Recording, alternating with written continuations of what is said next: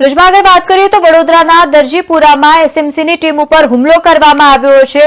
એસએમસીની team પર હુમલો થતા બચાવમાં 2 રાઉન્ડ ફાયરિંગ પણ કરવામાં આવી છે। 22 લાખના દારૂ સાથે 3 લોકોને ઝડપી પાડવામાં આવ્યું, જ્યારે 8 લોકો હજુ પણ ફરાર છે। દારૂના કટિંગ પર એસએમસીની ટીમ ત્રાટકી હતી, રેડ કરવામાં આવી તો તેની સાથે જ હવે હરણી પોલીસે વધુ કાર્યવાહી હાથ ધરી છે। સમાચાર વડોદરાથી પ્રાપ્ત થઈ રહ્યા છે। વડોદરાના હરજીપુરા ખાતે દારૂના કટિંગ બાબતમાં દારૂની જે કટિંગની બાબત ચાલી રહી હતી તે દરમિયાન પોલીસને બાતમી મળી હતી અને બાતમીના આધારે ત્યાં સેલ દ્વારા કાર્યવાહી કરવામાં આવી। મહત્વનું છે કે જે દરમિયાન ત્યાં દરોડા પાડવા માટે પહોંચી પોલીસ બુટલેગરોએ પથ્થરમારો કરતા અધિકારીઓને સ્વબચાવમાં 2 રાઉન્ડ ફાયરિંગ કર્યું હતું। આ મામલે એસએમસીએ 3 આરોપીની